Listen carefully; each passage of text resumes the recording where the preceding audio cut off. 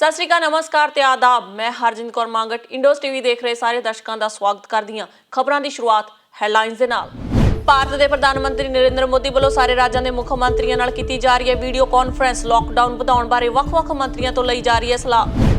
ਮੁੰਬਈ ਦੇ principal secretary ਵੱਲੋਂ ਸਨਅਤਕਾਰ ਦੇ ਪਰਿਵਾਰ ਨੂੰ ਟਰੈਵਲ ਕਰਨ ਦੀ ਦਿੱਤੀ ਗਈ ਸਪੈਸ਼ਲ ਪਰਮਿਸ਼ਨ। ਫੈਮਿਲੀ ਖਿਲਾਫ ਹੋਇਆ ਕੇਸ ਦਰਜ। ਕੋਰੋਨਾ ਵਾਇਰਸ ਦਾ ਵੱਡੀ ਪੱਧਰ ਤੇ ਫੈਲਣ ਦਾ ਖਦਸ਼ਾ। ਮੁੰਬਈ ਦੇ ਧਾਰਵੀ ਇਸਲਾਮ ਏਰੀਆ 'ਚ ਕੀਤੇ ਜਾ ਰਹੇ ਨੇ ਟੈਸਟ।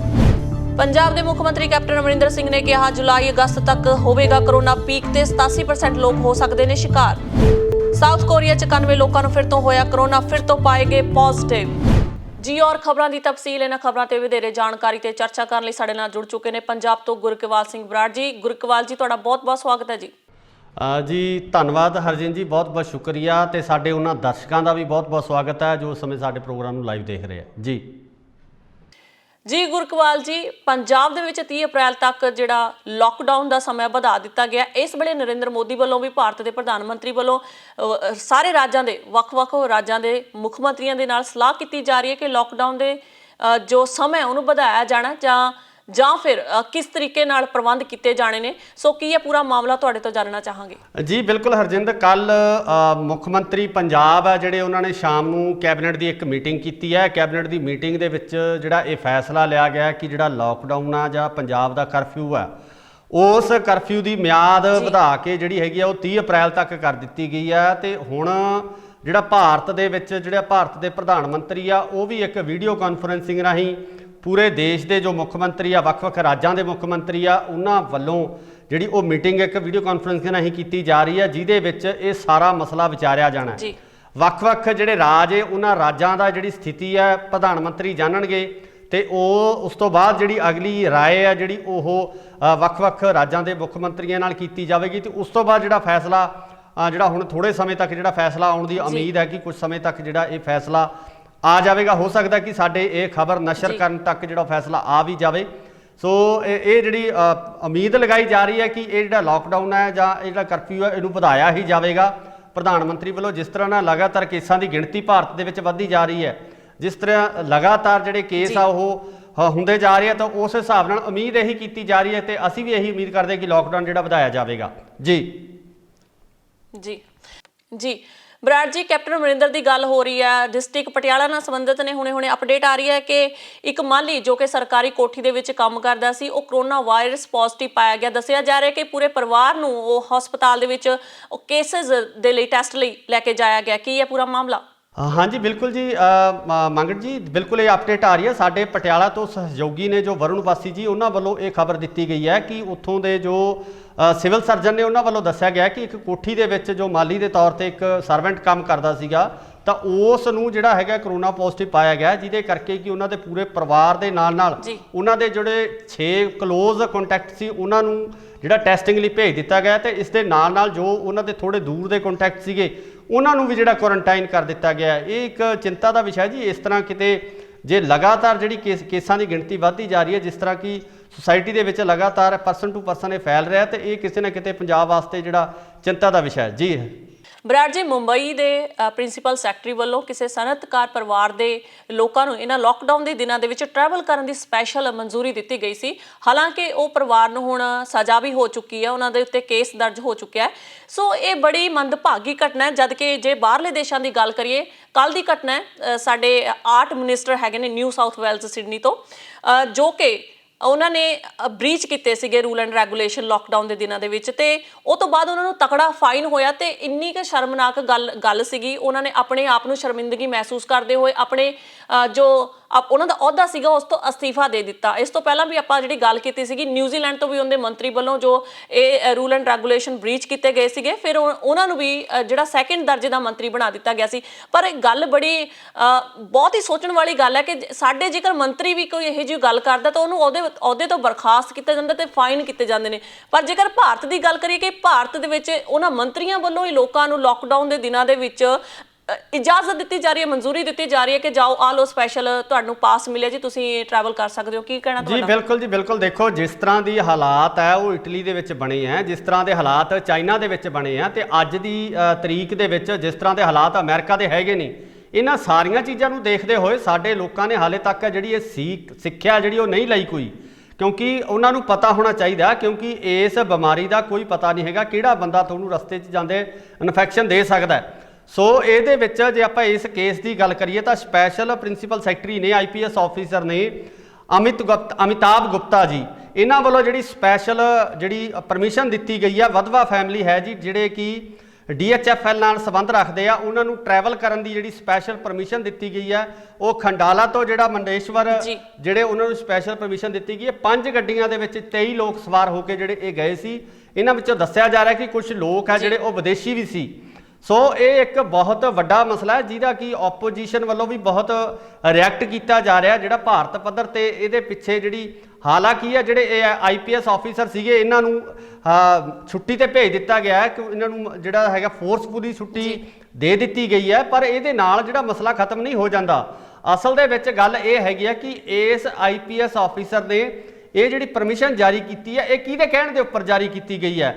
ਅਸਲ ਇਹਦੇ ਵਿੱਚ ਜਿਹੜਾ ਜੀ ਬਰਾੜ ਜੀ, ਇੱਥੇ ਮੈਂ ਇੱਕ ਗੱਲ ਕਹਿਣਾ ਚਾਹਾਂਗੀ ਕਿ ਜਿਵੇਂ ਸਾਡੇ ਸਰਕਾਰ ਵੱਲੋਂ ਤੁਰੰਤ ਫੈਸਲੇ ਲਏ ਜਾਂਦੇ ਨੇ, ਚਾਹੇ ਉਹ ਦੇਸ਼ ਦਾ ਪ੍ਰਧਾਨ ਮੰਤਰੀ ਹੋਵੇ, ਚਾਹੇ ਕੋਈ ਵੀ ਮੰਤਰੀ ਕਿਸੇ ਵੀ ਅਹੁਦੇ ਤੇ ਹੋਵੇ, ਉਸ ਦੇ ਖਿਲਾਫ ਬਿਲਕੁਲ ਨਾਲ ਹੀ ਫੈਸਲਾ ਸੁਣਾ ਦਿੱਤਾ ਜਾਂਦਾ। ਸੋ ਤੁਹਾਨੂੰ ਨਹੀਂ ਲੱਗਦਾ ਕਿ ਛੁੱਟੀ ਦੇ ਦੇਣਾ ਤੇ ਇਹਨਾਂ ਵੱਲੋਂ ਬਹੁਤ ਵੱਡੀ ਕੁਤਾਹੀ ਕੀਤੀ ਗਈ ਹੈ ਕਿ ਇੱਕ ਪਰਿਵਾਰ ਨੂੰ ਇਹ ਜਿਹੜਾ ਟਰੈਵਲ ਕਰਨ ਦਾ ਜੋ ਸਪੈਸ਼ਲ ਅਧਿਕਾਰ ਦੇਣਾ, ਇਹਨਾਂ ਦੇ ਉੱਤੇ ਕਾਰਵਾਈ ਹੋਣੀ ਚਾਹੀਦੀ ਹੈ, ਨਾ ਕਿ ਉਹਨਾਂ ਨੂੰ ਛੁੱਟੀ ਦੇ ਉੱਤੇ ਭੇਜਤਾ ਤਾਂ ਫਿਰ ਆਪਣੇ ਅਹੁਦੇ ਦੇ ਉੱਤੇ ਆ ਜਾਣਗੇ, ਉਹਨਾਂ ਨੂੰ ਸੀਖ ਕੀ ਮਿਲੂਗੀ? ਜੀ ਬਿਲਕੁਲ, ਇਹ ਤੁਹਾਡੀ ਗੱਲ ਬਿਲਕੁਲ ਸਹੀ ਆ। ਮੈਂ ਥੋੜਾ ਜਿਹਾ ਇਸ ਪਰਿਵਾਰ ਬਾਰੇ ਦੱਸ ਦਿਆਂ ਕਿ ਇਹ ਪਰਿਵਾਰ ਆ ਜਿਹੜਾ ਉਹ DHFL ਜਿਹੜੀ ਇੱਕ ਬਹੁਤ ਵੱਡੀ ਜਿਹੜੀ ਇੱਕ ਕੰਪਨੀ ਆ, ਉਸ ਕੰਪਨੀ ਨਾਲ ਸੰਬੰਧਿਤ ਹੈ। ਇਹਦੇ ਵਿੱਚ ਜਿਹੜੇ ਕੁਝ ਲੋਕਾਂ ਦੇ ਉੱਪਰ ਜਿਹੜੇ ਚਾਰਜ ਸ਼ੀਟ ਵੀ ਕੀਤੇ ਹੋਏ ਆ, ਇਹਨਾਂ ਦੇ ਉੱਪਰ ਇੱਕ ਗਬਨ ਦਾ ਦੋਸ਼ ਹੈ, ਜਿਹੜੇ ਕਿ CBI ਦੀਆਂ ਕੁਝ ਰਿਪੋਰਟਸ ਹੈ ਜਿਹੜੀਆਂ ਉਹ ਇਹਨਾਂ ਦੇ ਉੱਪਰ ਜਾਂਚ ਚੱਲ ਰਹੀਆਂ ਤੇ ਇਹ ਜ਼ਮਾਨਤ ਦੇ ਉੱਪਰ ਵੀ ਨੇ।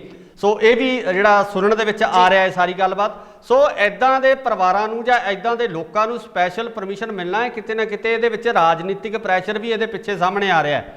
ਜਦੋਂ ਕਿ ਜਿਹੜੀ ਕਾਰਵਾਈ ਹੈ ਸਿਰਫ ਕਾਰਵਾਈ ਦੇ ਨਾਂ ਦੇ ਉੱਪਰ ਛੁੱਟੀ ਦੇ ਉੱਪਰ ਭੇਜਿਆ ਗਿਆ, ਹੋਰ ਕਿਸੇ ਤਰ੍ਹਾਂ ਦੀ ਕੋਈ ਕਾਰਵਾਈ ਹੈ ਜਿਹੜੀ ਇਸ ਆਫੀਸਰ ਦੇ ਉੱਪਰ ਨਹੀਂ ਕੀਤੀ ਗਈ। ਜਿਸ ਤਰ੍ਹਾਂ ਤੁਸੀਂ ਕਹਿ ਰਹੇ ਹੋ ਕਿ ਇਹਨਾਂ ਲੋਕਾਂ ਨੂੰ ਸਬਕ ਸਿਖਾਉਣ ਵਾਸਤੇ ਕੋਈ ਸਖਤ ਕਾਰਵਾਈਆਂ ਕਰਨੀਆਂ ਚਾਹੀਦੀਆਂ ਤਾਂ ਜੋ ਜਿਹੜੇ ਆਮ ਲੋਕ ਹੈ ਉਹ ਵੀ ਇਹਦੇ ਤੋਂ ਸਿੱਖਿਆ ਲੈ ਸਕਣ ਕਿ ਜੇ ਕਿਸੇ IPS ਆਫੀਸਰ ਤੇ ਕਾਰਵਾਈ ਹੋ ਸਕਦੀ ਹੈ, ਜੇ ਕਿਸੇ ਵੱਡੇ ਮੰਤਰੀ ਤੇ ਕਾਰਵਾਈ ਹੋ ਸਕਦੀ ਹੈ ਤਾਂ ਆਮ ਲੋਕਾਂ ਨੂੰ ਵੀ ਇਸ ਚੀਜ਼ ਦਾ ਸਾਹਮਣਾ ਕਰਨਾ ਪੈ ਸਕਦਾ। ਸੋ ਇਸ ਤਰੀਕੇ ਨਾਲ ਇਹ ਕਿਤੇ ਨਾ ਕਿਤੇ ਵਿਵਾਦਾਂ ਦੇ ਘੇਰੇ ਦੇ ਵਿੱਚ ਹੈ ਤੇ ਆਉਣ ਵਾਲਾ ਸਮਾਂ ਦੱਸੇਗਾ ਕਿ ਜਿਸ ਤਰ੍ਹਾਂ ਨਾਲ ਪੋਲੀਟੀਕਲ ਪ੍ਰੈਸ਼ਰ ਪੈ ਰਿਹਾ, ਆਪੋਜੀਸ਼ਨ ਇਸ ਮਸਲੇ ਨੂੰ ਚੁੱਕ ਰਹੀ ਹੈ, ਤਾਂ ਉਸ ਹਿਸਾਬ ਨਾਲ ਆਉਣ ਵਾਲੇ ਸਮੇਂ 'ਚ ਅਸੀਂ ਕਾਰਵਾਈ ਵੀ ਹੁੰਦੀ ਦੇਖ ਸਕਦੇ ਹਾਂ। ਜੀ ਅਰਜਨ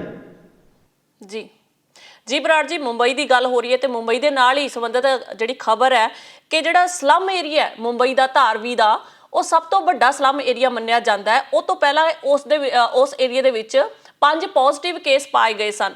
ਸੋ ਇੰਨਾ ਵੱਡਾ ਸਲਮ ਏਰੀਆ ਤੇ 5 ਪੋਜ਼ਿਟਿਵ ਕੇਸ ਪਾਏ ਗਏ ਸੀ। ਹੁਣ ਗਵਰਨਮੈਂਟ ਵੱਲੋਂ ਸਖਤ ਕਦਮ ਚੁੱਕਦੇ ਹੋਏ ਉੱਥੇ ਹੁਣ ਕੇਸਸ ਦੀ ਜਿਹੜੀ ਹੈਗੀ ਆ ਜਾਂਚ ਕੀਤੀ ਜਾ ਰਹੀ ਹੈ, ਲੋਕਾਂ ਦੀ ਜਾਂਚ ਕੀਤੀ ਜਾ ਰਹੀ ਹੈ। ਕਿੰਨੇ ਕੁ ਪੱਧਰ ਤੇ ਤੁਹਾਨੂੰ ਲੱਗਦਾ ਕਿ ਕੇਸ ਹੋਣ ਦਾ ਖਦਸ਼ਾ ਬਣਿਆ ਹੋਇਆ? ਜੀ ਦੇਖੋ, ਪਹਿਲਾਂ ਤਾਂ ਮੈਂ ਦੱਸ ਦੇਵਾਂ ਜਿਹੜਾ ਧਾਰਵੀ ਦਾ ਇਲਾਕਾ ਇਹ ਏਸ਼ੀਆ ਦਾ ਸਭ ਤੋਂ ਵੱਡਾ ਸਲਮ ਹੈ। ਇੱਥੇ ਜੇ ਆਪਾਂ ਗੱਲ ਕਰੀਏ ਤਾਂ 7.5 ਲੱਖ ਦੇ ਕਰੀਬ ਜਿਹੜੇ ਲੋਕ ਹੈ ਇਸ ਏਰੀਏ ਦੇ ਵਿੱਚ ਰਹਿੰਦੇ ਨੇ। ਬਹੁਤ ਵੱਡਾ ਏਰੀਆ ਜਿਹਦੇ ਵਿੱਚ ਬਹੁਤ ਨੇੜੇ ਜਿਹੜੀਆਂ ਇਹ ਝੁੱਗੀਆਂ ਬਣੀਆਂ ਹੋਈਆਂ, ਇਹਨਾਂ ਦੇ ਰਿਹਾਇਸ਼ੀ ਇਲਾਕੇ ਬਹੁਤ ਨੇੜੇ ਤੇ ਛੋਟੀਆਂ ਇੰਡਸਟਰੀਆਂ ਜਿਹੜੀਆਂ ਹੈਗੀਆਂ ਇਸ ਇਲਾਕੇ ਦੇ ਵਿੱਚ ਚਲਾਈਆਂ ਜਾ ਰਹੀਆਂ। ਪਿਛਲੇ ਦਿਨੀ ਜਿਹੜੇ 5 ਕੇਸ ਆ ਇਸ ਇਲਾਕੇ 'ਚੋਂ ਪੋਜ਼ਿਟਿਵ ਸਾਹਮਣੇ ਆਏ ਸੀ। ਉਸ ਤੋਂ ਬਾਅਦ ਆ ਜਿਹੜੀ ਇਸ ਇਲਾਕੇ ਦੇ ਉੱਪਰ ਖਾਸ ਨਜ਼ਰ ਆ ਜਿਹੜੀ ਉਹ ਮੁੰਬਈ ਪ੍ਰਸ਼ਾਸਨ ਵੱਲੋਂ ਰੱਖੀ ਜਾ ਰਹੀ ਹੈ। ਇਸ ਦੌਰਾਨ ਜਿਹੜੀ ਹੁਣ ਗੱਲ ਨਿਕਲ ਕੇ ਸਾਹਮਣੇ ਆਈ ਹੈ ਕਿ ਖਦਸ਼ਾ ਕੀਤਾ ਜਾ ਰਿਹਾ ਹੈ ਕਿ ਇਸ ਇਲਾਕੇ ਵਿੱਚ ਹੋਰ ਵੀ ਪੋਜ਼ਿਟਿਵ ਕੇਸ ਮੌਜੂਦ ਨੇ, ਜਿਹਦੇ ਕਰਕੇ ਉਹਨਾਂ ਵੱਲੋਂ ਇਹ ਫੈਸਲਾ ਲਿਆ ਗਿਆ ਕਿ ਇਸ ਪੂਰੇ ਇਲਾਕੇ ਦੇ ਵਿੱਚ ਜਿੰਨੇ ਵੀ ਲੋਕ ਰਹਿੰਦੇ ਨੇ ਉਹਨਾਂ ਦੀ ਜਿਹੜੀ ਟੈਸਟਿੰਗ ਕੀਤੀ ਜਾਵੇਗੀ। ਮੈਂ ਸਮਝਦਾ ਇੱਕ ਬਹੁਤ ਵਧੀਆ ਫੈਸਲਾ ਹੈ ਕਿ ਸਭ ਤੋਂ ਪਹਿਲਾਂ ਜਿਹੜਾ ਇਹਦੇ ਵਾਸਤੇ 150 ਤੋਂ ਪਲੱਸ ਜਿਹੜੇ ਡਾਕਟਰਾਂ ਦੀ ਟੀਮ ਹੈ, ਜਿਹੜੀ ਮੈਡੀਕਲ ਟੀਮ ਆ ਉਹ ਲਗਾਈ ਗਈ ਹੈ। ਉਹ ਟੀਮ ਇਹਨਾਂ ਇਲਾਕੇ ਦੇ ਜਿਹੜੇ ਪੂਰੇ ਲੋਕਾਂ ਦੀ ਜਾਂਚ ਕਰੇਗੀ, ਇਹਨਾਂ ਦੇ ਦੇਖੇਗੀ ਕਿ ਜੋ ਲੋਕ ਸੰਦਿਗਧ ਨੇ ਉਹਨਾਂ ਲੋਕਾਂ ਨੂੰ ਟੈਸਟਿੰਗ ਵੀ ਕੀਤੀ ਜਾਵੇ ਤੇ ਉਸ ਤੋਂ ਬਾਅਦ ਉਹਨਾਂ ਨੂੰ ਪ੍ਰੋਪਰ ਟ੍ਰੀਟਮੈਂਟ ਕੀਤਾ ਜਾਵੇ। ਜੇ ਮਹਾਰਾਸ਼ਟਰ ਦੇ ਵਿੱਚ ਇਸ ਮਹਾਮਾਰੀ ਨੂੰ ਰੋਕਣ ਤੋਂ ਬਚਾਉਣਾ ਹੈ ਤਾਂ ਇਹਦੇ ਹਿਸਾਬ ਨਾਲ ਇਹ ਫੈਸਲਾ ਜਿਹੜਾ ਬਿਲਕੁਲ ਜਾਇਜ਼ ਹੈ ਤੇ ਇਸ ਅਨੁਸਾਰ ਜੇ ਟੈਸਟਿੰਗ ਹੋ ਜਾਂਦੀ ਹੈ ਤਾਂ ਇਹ ਉਹਨਾਂ ਲੋਕਾਂ ਵਾਸਤੇ ਵੀ ਜਿਹੜੀ ਬਹੁਤ ਰਾਹਤ ਦੀ ਖਬਰ ਹੋ ਸਕਦੀ ਹੈ। ਜੀ ਹਰਜਨ ਬਰਾੜ ਜੀ, ਗੱਲ ਪੰਜਾਬ ਦੇ ਨਾਲ ਜੁੜੀ ਹੋਈ ਹੈ। ਕੈਪਟਨ ਅਮਰਿੰਦਰ ਸਿੰਘ ਵੱਲੋਂ ਬਿਆਨ ਦਿੱਤੇ ਜਾ ਰਹੇ ਨੇ ਕਿ ਜੋ ਕਰੋਨਾ ਵਾਇਰਸ ਹੈ ਜੁਲਾਈ ਅਗਸਤ ਤੱਕ ਆਪਣੇ ਪੀਕ ਤੇ ਹੋਵੇਗਾ। ਉਹਨਾਂ ਵੱਲੋਂ ਇਹ ਵੀ ਕਿਹਾ ਗਿਆ ਹੈ ਕਿ 87% ਲੋਕਾਂ ਨੂੰ ਕਰੋਨਾ ਵਾਇਰਸ ਹੋਣ ਦਾ ਖਦਸ਼ਾ ਹੈ। ਕੀ ਕਹਿਣਾ ਤੁਹਾਡਾ? ਜੀ ਬਿਲਕੁਲ ਜੀ, ਕੱਲ ਸੀਐਮ ਸਾਹਿਬ ਜਿਹੜੇ ਰੂਬਰੂ ਹੋਏ ਸੀ, ਪ੍ਰੈਸ ਦੇ ਰੂਬਰੂ ਹੋਏ ਆ, ਉਹਨਾਂ ਨੇ ਵੀਡੀਓ ਕਾਨਫਰੰਸਿੰਗ ਰਾਹੀਂ ਜਿਹੜੀ ਗੱਲਬਾਤ ਹੈ ਪ੍ਰੈਸ ਦੇ ਨੁਮਾਇੰਦਿਆਂ ਨਾਲ ਕੀਤੀ ਆ। ਉਸ ਦੌਰਾਨ ਹੀ ਉਹਨਾਂ ਨੇ ਇਸ ਚੀਜ਼ ਦਾ ਖੁਲਾਸਾ ਕੀਤਾ ਸੀਗਾ ਕਿ ਜੁਲਾਈ ਅਗਸਤ ਦੇ ਵਿੱਚ ਆ ਜਿਹੜਾ ਕਰੋਨਾ ਆਪਣੀ ਪੀਕ ਤੇ ਹੋਏਗਾ ਪੰਜਾਬ ਦੇ ਵਿੱਚ, ਤੇ ਜਿਸ ਦੌਰਾਨ ਅਕਤੂਬਰ ਦੇ ਵਿੱਚ ਇਹਦੇ ਵਿੱਚ ਕਿਤੇ ਨਾ ਕਿਤੇ ਕੋਈ ਜਾ ਕੇ ਜਿਹੜੀ ਸਟੇਬਿਲਿਟੀ ਆਊਗੀ, ਠੱਲ ਪਊਗੀ। ਸੋ ਇਸੇ ਦੌਰਾਨ ਹੀ ਉਹਨਾਂ ਨੇ ਇੱਕ ਬੜੀ ਵੱਡੀ ਗੱਲ ਕਹੀ ਹੈ ਜਿਹਦੇ ਨਾਲ ਪੰਜਾਬ ਦੇ ਵਿੱਚ ਇੱਕ ਵਾਰ ਲੋਕ ਆ ਜਿਹੜੇ ਬਹੁਤ ਚਿੰਤਤ ਸੀ, ਉਹਨਾਂ ਲੋਕਾਂ ਨੂੰ ਜਿਹੜੇ ਇਸ ਚੀਜ਼ ਦਾ ਡਰ ਪੈਦਾ ਹੋ ਗਿਆ ਸੀਗਾ ਕਿ 87% ਲੋਕ ਹੈ ਜੇ ਅਗਰ ਇਨਫੈਕਟਡ ਹੋ ਜਾਂਦੇ ਤਾਂ ਇਸ ਤੋਂ ਪਿੱਛੇ ਬਚਦਾ ਹੀ ਕੁਛ ਨਹੀਂ ਹੈਗਾ। ਸੋ ਇਹਨਾਂ ਹਾਲਾਤਾਂ ਨੂੰ ਦੇਖਦੇ ਹੋਏ ਉਹਨਾਂ ਨੇ ਜਿਹੜਾ ਹਵਾਲਾ ਦਿੱਤਾ ਹੈ PGI ਦੀ ਰਿਪੋਰਟ ਦਾ ਹਵਾਲਾ ਦਿੱਤਾ ਹੈ।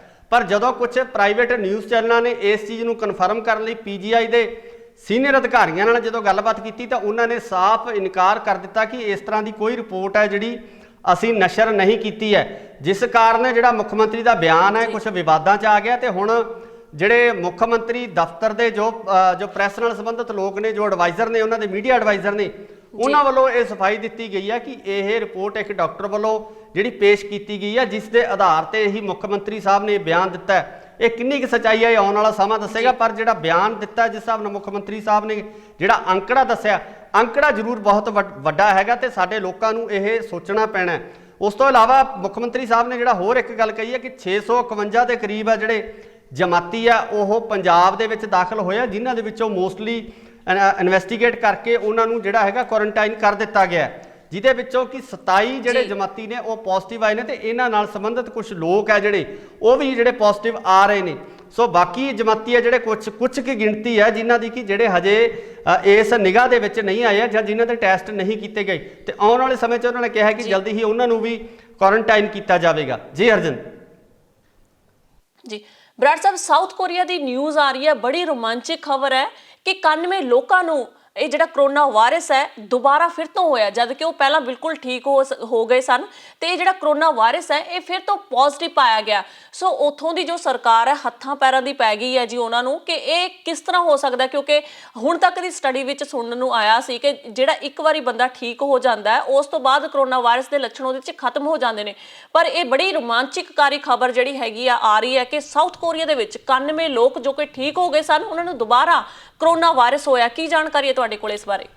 ਜੀ ਹਰਜਿੰਦ, ਬਿਲਕੁਲ ਇਹ ਸੱਚਾਈ ਹੈ ਕਿ ਉੱਥੋਂ ਦੇ ਕੁਝ ਲੋਕ ਆ ਜਿਹੜੇ ਉਹ ਰੀਐਕਟੀਵੇਟ ਹੋਏ ਆ। ਇਹ ਕੋਈ ਨਵੀਂ ਗੱਲ ਨਹੀਂ ਹੈਗੀ। ਇਸ ਤੋਂ ਪਹਿਲਾਂ ਚਾਈਨਾ ਦੇ ਵਿੱਚ ਵੀ ਜਿਹੜੇ ਇਸ ਤਰ੍ਹਾਂ ਦੇ ਕੇਸ ਆ ਉਹ ਲਗਾਤਾਰ ਸਾਹਮਣੇ ਆ ਰਹੇ ਨੇ। ਵੁਹਾਨ ਦੇ ਵਿੱਚ ਜੇ ਆਪਾਂ ਗੱਲ ਕਰੀਏ ਤਾਂ ਵੁਹਾਨ ਦੇ ਵਿੱਚ ਜਿਹੜੇ ਲੋਕ ਆ ਉਹ ਪੂਰੀ ਤਰ੍ਹਾਂ ਨਾਲ ਠੀਕ ਹੋ ਗਏ ਸੀ, ਆਪਣੇ ਘਰਾਂ ਦੇ ਵਿੱਚ ਵਾਪਸ ਚਲੇ ਗਏ ਸੀਗੇ। ਉਹਨਾਂ ਦੇ ਵਿੱਚ ਵੀ ਇਸ ਤਰ੍ਹਾਂ ਦੇ ਜਿਹੜੇ ਲੱਛਣ ਹੈ ਉਹ ਦੁਬਾਰਾ ਸਾਹਮਣੇ ਆਏ ਸੀ ਕਿ ਉਹਨਾਂ ਦੇ ਵਿੱਚ ਕਰੋਨਾ ਜਿਹੜਾ ਰੀਐਕਟੀਵੇਟ ਹੋ ਗਿਆ ਸੀਗਾ। ਤੇ ਇਹ ਚਾਈਨਾ ਦੇ ਜਿਹੜੇ ਵਿਗਿਆਨੀ ਨੇ ਜਾਂ ਡਾਕਟਰ ਨੇ ਉਹਨਾਂ ਵੱਲੋਂ ਇੱਕ ਰਿਪੋਰਟ ਪੇਸ਼ ਕੀਤੀ ਗਈ ਸੀ ਕਿ ਇਹ ਕੁਝ ਲੋਕਾਂ ਦੇ ਵਿੱਚ ਜਿਨ੍ਹਾਂ ਦਾ ਕੋਈ ਇਮਿਊਨ ਸਿਸਟਮ ਹੈ ਉਹ ਕੁਝ ਸਮੇਂ ਲਈ ਵੀਕ ਪੈ ਜਾਂਦਾ ਤਾਂ ਉਹਨਾਂ ਦੇ ਵਿੱਚ ਇਸ ਤਰ੍ਹਾਂ ਦੀ ਰੀਐਕਟੀਵੇਸ਼ਨ ਹੋਣ ਦੇ ਚਾਂਸਿਸ ਹੈਗੇ ਨੇ। ਸੋ ਇਸ ਤਰੀਕੇ ਨਾਲ ਇਹ ਕੋਈ ਨਵੀਂ ਚੀਜ਼ ਨਹੀਂ ਹੈਗੀ। ਇਹ ਸਿਰਫ ਤੇ ਸਿਰਫ ਇਹ ਹੈ ਵੀ ਸਾਊਥ ਕੋਰੀਆ ਦੇ ਸਾਹਮਣੇ ਇਹ ਹੁਣ ਆਈ ਹੈ ਚੀਜ਼। ਇਹ ਬਿਲਕੁਲ ਖਿਆਲ ਰੱਖਣ ਵਾਲੀ ਗੱਲ ਹੈ। ਜੋ ਲੋਕ ਇਸ ਚੀਜ਼ ਤੋਂ ਰਿਕਵਰ ਹੋ ਰਹੇ ਨੇ ਜਾਂ ਕਈ ਵਾਰ ਇਹ ਸੁਣਨ ਦੇ ਵਿੱਚ ਆ ਰਿਹਾ ਸੀ, ਕਿਹਾ ਜਾ ਰਿਹਾ ਸੀ ਕਿ ਜਿਨ੍ਹਾਂ ਲੋਕਾਂ ਨੂੰ ਇੱਕ ਵਾਰ ਕੋਰੋਨਾ ਹੋ ਜਾਂਦਾ ਤਾਂ ਉਸ ਤੋਂ ਬਾਅਦ ਉਹਨਾਂ ਤੇ ਇਹ ਮਾਰ ਨਹੀਂ ਕਰਦਾ, ਕਿਉਂਕਿ ਉਹਨਾਂ ਦਾ ਜਿਹੜਾ ਸਰੀਰ ਹੈ ਉਹ ਐਂਟੀ ਕਰੋਨਾ ਜਿਹੜੇ ਸੈੱਲਾਂ ਪੈਦਾ ਕਰ ਲੈਂਦਾ, ਜਿਹਦੇ ਨਾਲ ਉਹ ਇਸ ਵਾਇਰਸ ਨਾਲ ਲੜਨ ਦੀ ਸ਼ਕਤੀ ਆਪਣੇ ਸਰੀਰ ਦੇ ਵਿੱਚ ਬਣਾ ਲੈਂਦੇ ਨੇ। ਪਰ ਇਹ ਰਿਪੋਰਟਾਂ ਦੇਖ ਕੇ ਜਿਹੜਾ ਇਹ ਗੱਲ ਹੈ ਬਿਲਕੁਲ ਝੂਠ ਸਾਬਤ ਹੋ ਰਹੀ ਹੈ ਕਿ ਜਿਹੜਾ ਕਰੋਨਾ ਉਹ ਦੁਬਾਰਾ ਵੀ ਐਕਟੀਵੇਟ ਹੋ ਸਕਦਾ ਤੁਹਾਡੇ ਸਰੀਰ ਦੇ ਵਿੱਚ। ਇਸ ਤੋਂ ਚੰਗਾ ਇਹ ਹੈ ਕਿ ਤੁਸੀਂ ਆਪਣੇ ਆਪ ਨੂੰ ਹੋਰ ਪ੍ਰੀਕਾਸ਼ਨ ਦੇ ਵਿੱਚ ਰੱਖੋ, ਚਾਹੇ ਤੁਸੀਂ ਕਰੋਨਾ ਤੋਂ ਰਿਕਵਰ ਹੋ ਕੇ ਆ ਚੁੱਕੇ ਹੋ। ਜੀ ਹਰਜਨ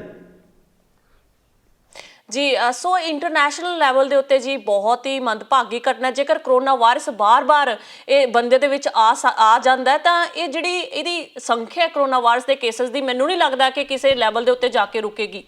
ਜੀ ਬਿਲਕੁਲ ਜੀ, ਦੇਖੋ ਜਿਹੜੀ ਸੁਖਦ ਖਬਰ ਉਹ ਇਹ ਹੈਗੀ ਹੈ ਕਿ ਜਿਹੜੇ ਰੀਐਕਟੀਵੇਟ ਹੋਏ ਆ ਇਹ ਕੇਸ, ਉਹਨਾਂ ਰੀਐਕਟੀਵੇਟ ਕੇਸਾਂ ਦੀ ਜਿਹੜੀ ਗਿਣਤੀ ਆ ਉਹ ਬਹੁਤ ਘੱਟ ਹੈ। ਜੇ ਆਪਾਂ ਗੱਲ ਕਰੀਏ ਤਾਂ ਸਿਰਫ ਕੁਝ ਕੁ ਕੇਸ ਹੀ ਹੈ, ਹਜ਼ਾਰਾਂ ਦੀ ਗਿਣਤੀ ਦੇ ਵਿੱਚ ਕੁਝ ਨੰਬਰ ਆਫ ਕੇਸਿਸ ਹੈ ਜਿਹੜੇ ਰੀਐਕਟੀਵੇਟ ਹੁੰਦੇ ਆ। ਇਹ ਕਿਤੇ ਨਾ ਕਿਤੇ ਸੁਖਦ ਖਬਰ ਹੈ, ਜਿਹਦੇ ਕਰਕੇ ਸੋ ਚਿੰਤਾ ਦਾ ਕੋਈ ਵਿਸ਼ਾ ਨਹੀਂ ਹੈਗਾ। ਬਸ ਇਹ ਹੈ ਕਿ ਸਾਨੂੰ ਆਪਣੇ ਖਾਣ ਪੀਣ ਦਾ ਤੇ ਸਾਨੂੰ ਜਿੱਦਾਂ ਕਿ ਅਸੀਂ ਆਲਵੇਜ਼ ਆਪਾਂ ਗੱਲ ਕਰਦੇ ਹਾਂ ਕਿ ਸਾਡੇ ਪ੍ਰੋਗਰਾਮ ਦੇ ਵਿੱਚ ਇਹਦੀ ਚਰਚਾ ਕਰਦੇ ਹਾਂ ਕਿ ਸਾਨੂੰ ਐਕਸਰਸਾਈਜ਼ ਕਰਦੇ ਰਹਿਣਾ ਚਾਹੀਦਾ, ਪੌਸ਼ਟਿਕ ਆ ਜਿਹੜਾ ਖਾਣਾ ਉਹ ਖਾਂਦੇ ਰਹਿਣਾ ਚਾਹੀਦਾ। ਸੋ ਇਹੀ ਇੱਕੋ ਇੱਕ ਹੱਲ ਹੈ ਕਿ ਇਸ ਬਿਮਾਰੀ ਤੋਂ ਬਚਿਆ ਜਾ ਸਕਦਾ ਹੈ। ਜੀ ਅਰਜਨ ਜੀ ਜੀ ਬਰਾੜ ਜੀ, ਜੇਕਰ ਗੱਲ ਕਰੀਏ ਕਰੋਨਾ ਵਾਇਰਸ ਦੀ ਵਰਲਡ ਵਾਈਡ ਕੇਸ ਦੱਸਦਾਂ ਜੀ ਅੱਜ ਦੀ ਕੜੀ ਦੇ ਵਿੱਚ ਕਿੰਨੇ ਕੇਸ ਆ ਚੁੱਕੇ ਨੇ। ਦੱਸਦੇ ਆ ਕਿ ਵਰਲਡ ਵਾਈਡ ਕੇਸ ਜੋ ਕਰੋਨਾ ਵਾਇਰਸ ਨਾਲ ਪੀੜਤ ਲੋਕਾਂ ਦੇ ਹੈਗੇ ਨੇ 17,69,000 ਤੋਂ ਉੱਤੇ ਕੇਸ ਦਰਜ ਹੋ ਚੁੱਕੇ ਨੇ, ਜਿਨ੍ਹਾਂ ਦੇ ਵਿੱਚ 1,02,751 ਮੌਤਾਂ ਦੱਸੀਆਂ ਜਾ ਰਹੀਆਂ ਨੇ। ਰਿਕਵਰੀ ਕੇਸ ਜਿਹੜੇ ਹੈਗੇ ਨੇ ਜੀ 3,76,529 ਰਿਕਵਰੀ ਕੇਸ ਦਰਜ ਹੋਏ ਨੇ। ਤੇ ਜੇਕਰ ਗੱਲ ਕਰੀਏ ਜੀ ਕੰਟਰੀ ਵਾਈਜ਼ ਤਾਂ USA United state of America ਫਿਰ ਤੋਂ ਨੰਬਰ 1 ਤੇ ਹੈ।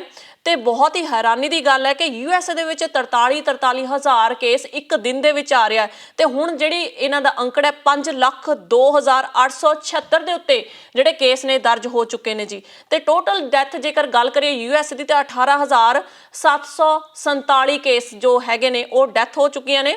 ਤੇ ਨਿਊ ਕੇਸ ਜਿਹੜੇ ਹੈਗੇ ਨੇ 24 ਘੰਟਿਆਂ ਦੇ ਵਿੱਚ ਹੁਣੀ ਜਿਹੜੇ ਕੇਸ ਰਜਿਸਟਰ ਹੋਏ ਨੇ ਉਹ 76 ਪਲੱਸ ਆ ਰਹੇ ਨੇ। ਤੇ ਟੋਟਲ ਰਿਕਵਰੀ ਕੇਸ ਜਿਹੜੀ ਹੈਗੀ USA ਦੀ ਜੀ 27,317 ਕੇਸ ਜਿਹੜੇ ਹੈਗੇ ਨੇ ਟੋਟਲ ਰਿਕਵਰੀ ਦਿਖਾ ਰਹੇ ਨੇ ਜੀ। ਸਪੇਨ ਦੀ ਗੱਲ ਕਰੀਏ ਤਾਂ ਸਪੇਨ ਦੇ ਵਿੱਚ 1,58,273 ਕੇਸ ਨੇ। ਇਟਲੀ ਦੇ ਵਿੱਚ 1,47,577 ਕੇਸ ਨੇ। ਪਰ ਜੇਕਰ ਗੱਲ ਕਰੀਏ ਇਟਲੀ ਤੇ USA ਦੇ ਮੌਤ ਦੇ ਕੇਸਾਂ ਦੀ ਤਾਂ USA ਦਾ ਅੰਕੜਾ ਜਿਹੜਾ ਹੈਗਾ ਇਟਲੀ ਦੇ ਨਾਲ ਬਹੁਤ ਸਿਮਿਲਰ ਹੁੰਦਾ ਜਾ ਰਿਹਾ ਤੇ USA ਦੇ ਵਿੱਚ ਜਿਹੜੀ ਰੇਟ ਹੈ ਜੋ ਮੌਤਾਂ ਦਾ ਇਸ ਵੇਲੇ 8,747 ਦਿਖ ਰਿਹਾ ਜੀ ਤੇ ਇਟਲੀ ਦੇ ਵਿੱਚ 18,849। ਸੋ ਬਿਲਕੁਲ ਇਹ ਗੱਲ ਜਿਹੜੀ ਟਰੰਪ ਨੇ ਕਹੀ ਹੈ ਕਿ ਸਾਡੇ ਆਉਣ ਵਾਲੇ ਮਹੀਨਿਆਂ ਦੇ ਵਿੱਚ 2.5 ਲੱਖ ਤੱਕ 2 ਤੋਂ 2.5 ਲੱਖ ਤੱਕ ਮੌਤਾਂ ਹੋ ਜਾਣਗੀਆਂ, ਬਿਲਕੁਲ ਸਹੀ ਸਾਬਤ ਹੁੰਦਾ ਦਿਖ ਰਿਹਾ। ਤੁਹਾਨੂੰ ਕੀ ਲੱਗਦਾ ਕਿ ਇਹ ਇੰਨੀ ਭਰਮਾਰ ਜੋ USA ਦੇ ਵਿੱਚ ਹਰ ਰੋਜ਼ ਕੇਸ ਆ ਰਹੇ ਨੇ ਹਜ਼ਾਰਾਂ ਦੀ ਗਿਣਤੀ ਦੇ ਵਿੱਚ, ਫਿਰ ਤੁਹਾਨੂੰ ਲੱਗਦਾ ਕਿ ਮਿਲੀਅਨ ਤੱਕ ਜਿਹੜਾ ਹੈਗਾ ਇਹ ਅੰਕੜਾ ਪਹੁੰਚ ਜਾਵੇਗਾ ਕਿਸੇ ਦਿਨ? ਜੀ ਬਿਲਕੁਲ ਜੀ, ਇਹ ਦੁਨੀਆ ਵਾਸਤੇ ਜਿਹੜਾ ਬਹੁਤ ਹੀ ਚਿੰਤਾ ਦਾ ਵਿਸ਼ਾ ਹੈ। ਜਿਸ ਤਰੀਕੇ ਨਾਲ ਲਗਾਤਾਰ ਅਮਰੀਕਾ ਦੇ ਵਿੱਚ ਕੇਸਾਂ ਦੀ ਗਿਣਤੀ ਵੱਧਦੀ ਜਾ ਰਹੀ ਹੈ, ਜਿਸ ਤਰ੍ਹਾਂ ਟਰੰਪ ਸਾਹਿਬ ਆਲਰੇਡੀ ਜਿਹੜਾ ਹੈਗਾ ਉੱਥੋਂ ਦੇ ਰਾਸ਼ਟਰਪਤੀ ਨੇ ਉਹਨਾਂ ਦੁਆਰਾ ਇਹ ਬਿਆਨ ਜਾਰੀ ਕੀਤਾ ਜਾ ਚੁੱਕਿਆ ਕਿ ਜਿਹੜੇ ਅਮਰੀਕਾ ਦੇ ਵਿੱਚ ਜਿਹੜੀ ਕੇਸਾਂ ਦੀ ਗਿਣਤੀ ਆ ਉਹ ਲਗਾਤਾਰ ਵੱਧਦੀ ਜਾਏਗੀ ਤੇ ਇਹ ਅੰਕੜਾ ਹੋਰ ਵੱਧਦਾ ਨਜ਼ਰ ਆਵੇਗਾ। ਇਹ ਬਹੁਤ ਹੀ ਜਿਹੜੀ ਗੰਭੀਰ ਮਸਲਾ ਹੈ। ਸੋ ਇਹਦੇ ਪਿੱਛੇ ਆਪਾਂ ਕਿਤੇ ਨਾ ਕਿਤੇ ਇਹੀ ਕਹਿ ਸਕਦੇ ਹਾਂ ਕਿ ਜਿਹੜਾ ਟਰੰਪ ਸਾਹਿਬ ਵੱਲੋਂ ਜਿਹੜਾ ਫੈਸਲਾ ਲਿਆ ਗਿਆ ਲਾਕਡਾਊਨ ਦਾ ਜੋ ਫੈਸਲਾ ਹੈਗਾ ਉਹਦੇ ਵਿੱਚ ਜਿਹੜੀ ਦੇਰੀ ਕਰਨਾ, ਇਹ ਕਿਤੇ ਨਾ ਕਿਤੇ ਇਹਦਾ ਕਾਰਨ ਵੱਡਾ ਕਾਰਨ ਹੈ ਜਿਹੜਾ ਨਜ਼ਰ ਆ ਰਿਹਾ, ਕਿਉਂਕਿ ਇਹ ਇੱਕ ਜਿਹੜਾ ਵਾਇਰਸ ਹੈ ਹਿਊਮਨ ਟੂ ਹਿਊਮਨ ਫੈਲਦਾ। ਜਦੋਂ ਕਿਸੇ ਇਨਫੈਕਟਡ ਵਿਅਕਤੀ ਜਿਹੜਾ ਹੈਗਾ ਉਹ ਸਿਹਤਮੰਦ ਵਿਅਕਤੀ ਦੇ ਸੰਪਰਕ ਵਿੱਚ ਆਉਂਦਾ ਤਾਂ ਉਹ ਆਪਣੀ ਬਿਮਾਰੀ ਦੇ ਚਪੇਟ ਵਿੱਚ ਸਿਹਤਮੰਦ ਵਿਅਕਤੀ ਨੂੰ ਲੈ ਲੈਂਦਾ। ਇਹਦੇ ਪਿੱਛੇ ਜਿਹੜਾ ਸਭ ਤੋਂ ਵੱਡਾ ਕਾਰਨ ਲਾਕਡਾਊਨ ਹੀ ਹੈ। ਲਾਕਡਾਊਨ ਦੇ ਵਿੱਚ ਦੇਰੀ ਹੋਣ ਕਰਕੇ ਲਗਾਤਾਰ ਫੈਲਦਾ ਜਾ ਰਿਹਾ ਤੇ ਹੁਣ ਇਹ ਸੁਸਾਇਟੀ ਦੇ ਵਿੱਚ ਪੂਰੀ ਤਰ੍ਹਾਂ ਨਾਲ ਸਪਰੈਡ ਹੋ ਚੁੱਕਿਆ ਹੈ। ਹੁਣ ਵੀ ਜਿਸ ਤਰ੍ਹਾਂ ਦੇ ਕਦਮ ਹੈ, ਜੇ ਸਖਤ ਕਦਮ ਟਰੰਪ ਸਾਹਿਬ ਚੱਕਦੇ ਆ ਤਾਂ ਆਉਣ ਵਾਲੇ ਸਮੇਂ ਦੇ ਵਿੱਚ ਇਹਨਾਂ ਜਿਹੜਾ ਕੇਸਾਂ ਦੇ ਉੱਪਰ ਲਗਾਮ ਲਗਾਈ ਜਾ ਸਕਦੀ ਹੈ। ਪਰ ਜਿਹੜੇ ਐਕਟੀਵੇਟ ਕੇਸ ਨੇ ਉਹਨਾਂ ਦੀ ਗਿਣਤੀ ਜਿਹੜੀ ਉਹ ਤਾਂ ਉਸੇ ਤਰ੍ਹਾਂ ਹੀ ਵੱਧਦੀ ਰਹਿਣੀ ਹੈ। ਉਹਨਾਂ ਨੂੰ ਇਲਾਜ ਦੀ ਲੋੜ ਹੈ ਤੇ ਜਿਹੜੀਆਂ ਸਹੂਲਤਾਂ ਜਿਹੜੀਆਂ ਚਾਹੀਦੀਆਂ ਉਹਨਾਂ ਲੋਕਾਂ ਨੂੰ, ਚਾਹੇ ਉਹ ਦਵਾਈ ਦੇ ਰੂਪ 'ਚ ਹੈ, ਚਾਹੇ ਉਹ ਸੈਨੀਟਾਈਜ਼ਰ ਦੇ ਰੂਪ 'ਚ ਹੈ, ਮਾਸਕ ਦੇ ਰੂਪ 'ਚ ਹੈ, ਉਹ ਜਿਹੜੀਆਂ ਕਿਤੇ ਨਾ ਕਿਤੇ ਜ਼ਰੂਰੀ ਹੋ ਜਾਂਦੀਆਂ ਉਹਨਾਂ ਵਾਸਤੇ। ਜੀ ਬਿਲਕੁਲ ਜੀ, ਇਹ ਹਰਜਿੰਦਰ ਜਿਹੜੇ ਕੇਸਾਂ ਦੀ ਗਿਣਤੀ ਹੈ ਬਿਲਕੁਲ ਜਿਹੜੀ ਆਪਾਂ ਗੱਲ ਕਰੀਏ ਤਾਂ ਪੂਰੀ ਦੁਨੀਆ ਵਾਸਤੇ ਚਿੰਤਾ ਦਾ ਵਿਸ਼ਾ ਹੈ। ਜੀ ਜੀ ਬਰਾੜ ਜੀ, ਬਹੁਤ ਬਹੁਤ ਸ਼ੁਕਰੀਆ ਇਸ ਸਾਰੀ ਜਾਣਕਾਰੀ ਲਈ, ਖਬਰਾਂ ਤੇ ਚਰਚਾ ਕਰਨ ਲਈ ਬਹੁਤ ਬਹੁਤ ਧੰਨਵਾਦ ਜੀ ਤੁਹਾਡਾ। ਜੀ ਬਿਲਕੁਲ, ਅਸੀਂ ਆਪਣੇ ਦਰਸ਼ਕਾਂ ਨੂੰ ਦੱਸ ਦਈਏ ਕਿ USA ਸੰਸਾਰ ਭਰ ਦੇ ਵਿੱਚੋਂ ਪਹਿਲੇ ਨੰਬਰ ਤੇ ਹੁੰਦਾ ਜਾ ਰਿਹਾ, ਕੇਸਾਂ ਦੀ ਭਰਮਾਰ ਹੋ ਰਹੀ ਹੈ। ਟਰੰਪ ਵੱਲੋਂ ਵੀ ਇਹ ਕਿਹਾ ਜਾ ਰਿਹਾ ਕਿ 2 ਤੋਂ 2.5 ਲੱਖ ਤੱਕ ਉਹਨਾਂ ਦੇ ਮੌਤਾਂ ਹੋ ਜਾਣਗੀਆਂ। ਸੋ ਅੱਜ ਤੱਕ ਹੁਣ ਤੱਕ ਦੀ ਡੇਟ ਦੇ ਵਿੱਚ ਵੈਕਸੀਨ ਨਹੀਂ ਬਣੀ ਹੈ ਜੀ ਕਰੋਨਾ ਵਾਇਰਸ ਨੂੰ ਲੈ ਕੇ। ਸੋ ਤੁਹਾਨੂੰ ਆਪਣੇ ਆਪ ਇਤਿਹਾਦ ਵਰਤਣ ਦੀ ਲੋੜ ਹੈ, ਕਿਉਂਕਿ ਜੇਕਰ ਅਸੀਂ ਆਪ ਇਤਿਹਾਦ ਵਰਤਾਂਗੇ ਤਾਂ ਹੀ ਇਸ ਬਿਮਾਰੀ ਦਾ ਅੰਤ ਹੋਣਾ, ਨਹੀਂ ਤਾਂ ਫਿਰ ਸਾਡਾ ਰੱਬ ਹੀ ਰੱਖਾ ਹੈ। ਇਜਾਜ਼ਤ ਦਿਓ, ਧੰਨਵਾਦ।